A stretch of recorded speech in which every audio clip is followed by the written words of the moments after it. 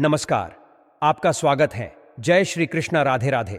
दोस्तों, सूर्यास्त के समय कुछ ऐसे कार्य होते हैं जिन्हें करने से आपको जीवन में नुकसान हो सकता है। करोड़पति लोग भी इन नियमों का पालन करते हैं।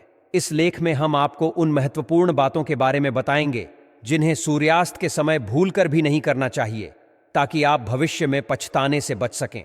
ज्योतिष शास्त्र में सूर्यास्त के बाद कुछ कार्यों को अशुभ और गरीबी का कारण माना जाता है, और यदि आप इन बातों का ध्यान रखेंगे तो माता लक्ष्मी की कृपा आपके ऊपर बनी रहेगी और आपके जीवन की आर्थिक समस्याओं का समाधान होगा। सबसे पहला काम जिसे सूर्यास्त के समय कतई नहीं करना चाहिए, वह है बिस्तर या पलंग पर बैठना। इसे घर में मृत्यु का संकेत माना जाता है। जब किसी के घर में मृत्यु होती है तो अक्सर लोग बिस्तर या पलंग पर बैठ जाते हैं। सूर्यास्त के समय ऐसा करना अशुभ होता है और इसे घर में दुख और शोक का प्रतीक माना जाता है। इसीलिए सूर्यास्त के समय कभी भी पलंग पर बैठकर रोना या उदासी व्यक्त नहीं करनी चाहिए, क्योंकि यह नकारात्मकता को बुलावा देता है। दूसरा महत्वपूर्ण काम जो सूर्यास्त के समय नहीं करना चाहिए, वह है किसी को दही देना। ज्योतिष के अनुसार दही शुक्र ग्रह से संबंधित है, जो धन और वैभव का कारक माना जाता है। अगर सूर्यास्त के समय दही किसी को दिया जाता है तो इससे घर की समृद्धि में कमी आ सकती है और माता लक्ष्मी आपसे नाराज हो सकती हैं। इसलिए ध्यान रखें कि इस समय कोई भी चीज़, विशेषकर दही, पड़ोसियों या किसी अन्य व्यक्ति को न दें। तीसरे काम की बात करें तो सूर्यास्त के समय सोना और भजन करना भी अशुभ माना जाता है।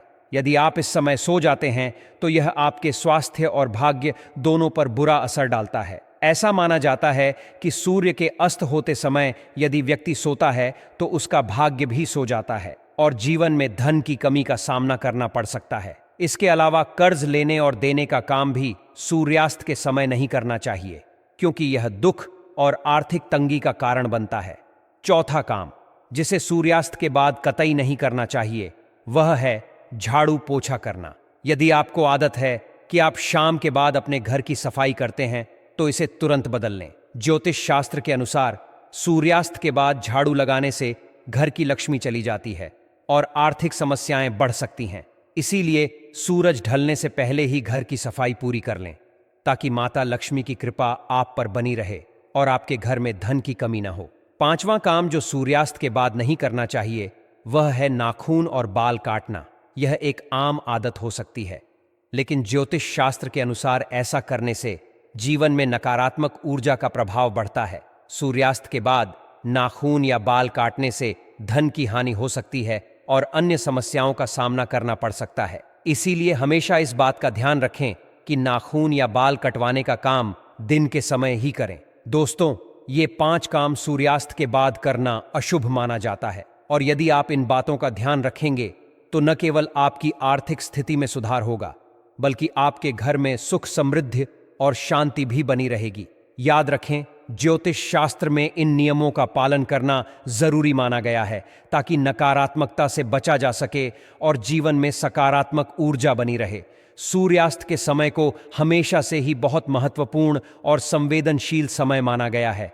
इस समय के दौरान कुछ गतिविधियों को करना अशुभ माना जाता है, खासकर घर के बच्चों और महिलाओं के लिए। उन्हें सूर्यास्त के समय घर की दहलीज पार नहीं करनी चाहिए और इस समय घर के भीतर रहना चाहिए। सूर्यास्त के बाद दुर्घटनाओं की संभावनाएं अधिक होती हैं, इसलिए सावधान रहना चाहिए। यह समय नकारात्मक ऊर्जा और अनहोनी घटनाओं के लिए माना जाता है, इसीलिए ध्यानपूर्वक काम करना आवश्यक है। यदि आप अपनी मां से सच्चा प्रेम करते हैं तो यह वीडियो आपके लिए खास है।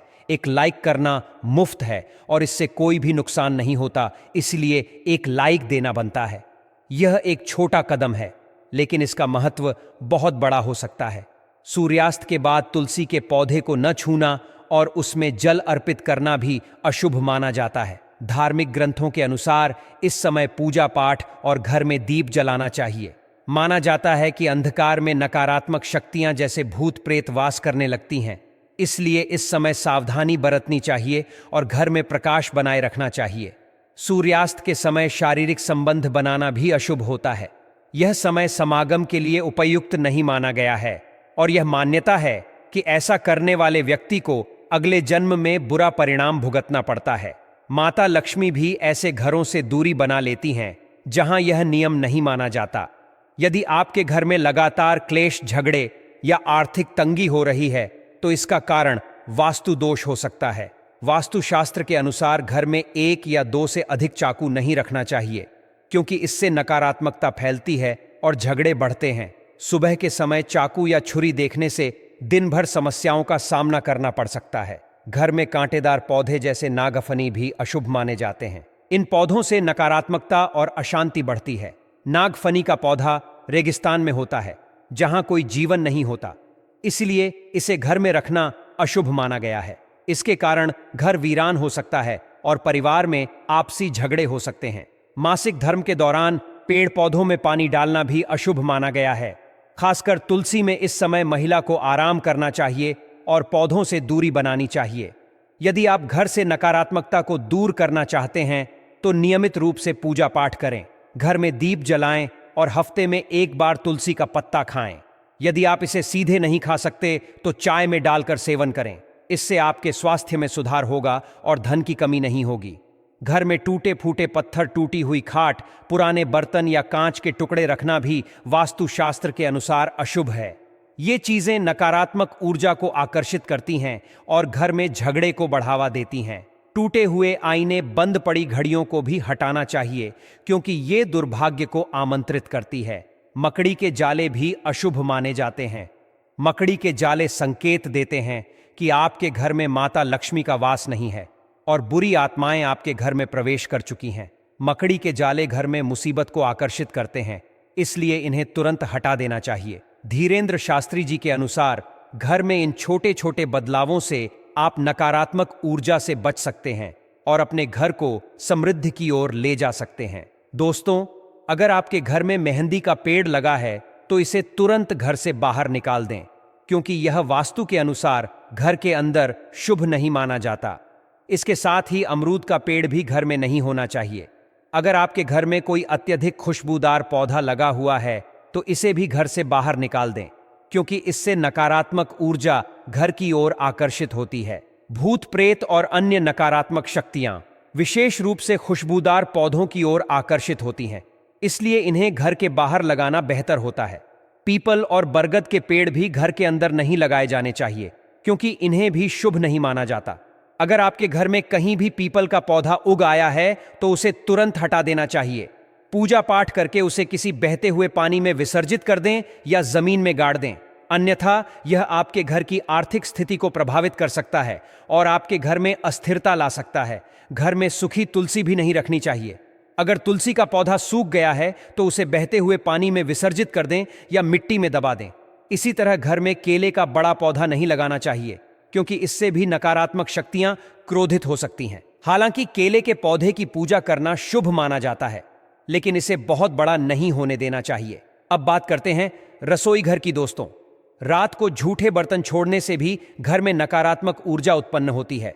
बर्तन खुद यह महसूस करते हैं कि उन्हें गंदा छोड़ दिया गया है और इसी कारण वे घर के लोगों को श्राप देते हैं। इस श्राप से घर में दरिद्रता और बीमारी आ सकती है और परिवार पर कर्ज का बोझ बढ़ सकता है। यह नकारात्मक प्रभाव यहां तक बढ़ सकता है कि घर में मृत्यु का खतरा मंडराने लगता है और परिवार के सदस्यों के बीच झगड़े और कष्ट बढ़ सकते हैं। रसोई घर हमेशा साफ सुथरा रहना चाहिए, क्योंकि यहाँ माता अन्नपूर्णा का वास माना जाता है। साथ ही घर में धन की देवी लक्ष्मी की कृपा बनी रहे, इसके लिए रात को झूठे बर्तन नहीं छोड़ने चाहिए। वास्तुशास्त्र के अनुसार पति पत्नी के कमरे में किसी अन्य व्यक्ति का बार बार आना जाना भी सही नहीं है। यह पति पत्नी के रिश्तों में दूरियां पैदा कर सकता है, इसलिए उनके कमरे में बिना इजाजत किसी को प्रवेश नहीं करना चाहिए और न ही वहां सोना चाहिए। पति पत्नी के निजी समय में किसी की नजर पड़ने से उनके रिश्तों पर नकारात्मक प्रभाव पड़ सकता है, इसीलिए उनकी निजता का सम्मान करना बहुत जरूरी है। इसके अलावा दोस्तों, गुरुवार के दिन घर में पोंछा नहीं लगाना चाहिए, क्योंकि यह गुरु ग्रह को कमजोर करता है। जब गुरु ग्रह कमजोर होता है तो घर में गरीबी और विपत्तियों का सामना करना पड़ता है। रात के 12 बजे के आसपास आईना देखने से भी बचना चाहिए। इस समय नकारात्मक शक्तियां अधिक सक्रिय होती हैं और आईने से निकलने वाली ऊर्जा आपके शरीर में प्रवेश कर सकती है। इससे आपको भूत प्रेत का अनुभव हो सकता है या मानसिक अस्थिरता का सामना करना पड़ सकता है। इस समय आईने को ढक देना चाहिए और मेकअप करने से भी बचना चाहिए। इस समय परफ्यूम आदि का उपयोग भी न करें, क्योंकि इससे नकारात्मक ऊर्जा आपके आसपास और अधिक सक्रिय हो जाती है। अंत में जब रोटी बन जाए तो जलते हुए तवे पर तुरंत पानी डालने से बचें। ऐसा करने से राहु दोष उत्पन्न होता है, जिससे घर में झगड़े और समस्याएं बढ़ सकती हैं। धन से संबंधित हानि से बचने के लिए कुछ बातों का विशेष ध्यान रखना आवश्यक होता है। सबसे पहले जब आप कपड़े सुखाते हैं तो यह सुनिश्चित करें कि कपड़े कभी भी तुलसी के पास न सुखाएं, क्योंकि इससे माता तुलसी नाराज हो सकती हैं। यह क्रोध घर में आर्थिक हानि का कारण बन सकता है। इसी तरह घर का मंदिर हमेशा साफ सुथरा रहना चाहिए। मंदिर में अगरबत्ती और धूप बत्ती के खाली डिब्बे, सूखे फूल और अन्य बेकार वस्तुएं नहीं होनी चाहिए। मंदिर के अंदर एक से अधिक भगवान की मूर्तियां नहीं रखनी चाहिए, और यदि कोई मूर्ति खंडित हो जाती है तो उसे भी तुरंत हटा देना चाहिए। यह वास्तुशास्त्र के अनुसार महत्वपूर्ण है। पति पत्नी के रिश्तों को भी सुदृढ़ और प्रेमपूर्ण बनाए रखना चाहिए। भगवान श्री कृष्ण का कहना है कि जिस घर में पति पत्नी आपस में प्रेम से रहते हैं, उस घर में हमेशा उनकी कृपा बनी रहती है। यदि घर में पत्नी या कोई स्त्री हमेशा दुखी रहती है तो वहां कभी भगवान का वास नहीं होता, और उस घर में धीरे धीरे अशांति और संकट आते हैं। ऐसे घरों में रहने वालों की मृत्यु जल्दी हो जाती है और अगले जन्म में उन्हें कुत्ते का जीवन मिल सकता है। अलमारी और लॉकर में भी सफाई और ध्यान रखने की जरूरत होती है। कटे फटे नोटों को कभी भी पर्स या लॉकर में नहीं रखना चाहिए, क्योंकि इससे माता लक्ष्मी नाराज हो जाती हैं और हमेशा के लिए घर छोड़कर चली जाती हैं। वेदों में इस बात का उल्लेख है कि एक स्त्री का जीवन तभी संपूर्ण माना जाता है जब वह पूजा पाठ और व्रत का पालन करती है। घर की स्त्रियों को एकादशी, सोमवार और शुक्रवार के व्रत जरूर रखने चाहिए। इसके अलावा सुबह जल्दी उठकर स्नान करना भी अत्यंत लाभकारी माना गया है, क्योंकि इससे पुण्य प्राप्त होता है और परिवार में कभी भी संकट नहीं आता। ऐसी स्त्री जो नियमित रूप से पूजा पाठ और व्रत करती है, वह अपने परिवार के लिए बहुत बड़ा आशीर्वाद होती है, चाहे कितने भी संकट आ जाएं। ऐसे घरों में गरीबी कभी दस्तक नहीं देती और वहां सदैव माता लक्ष्मी और भगवान का वास बना रहता है। यदि आप भी अपने घर में माता लक्ष्मी की कृपा चाहते हैं तो इन नियमों का पालन अवश्य करें।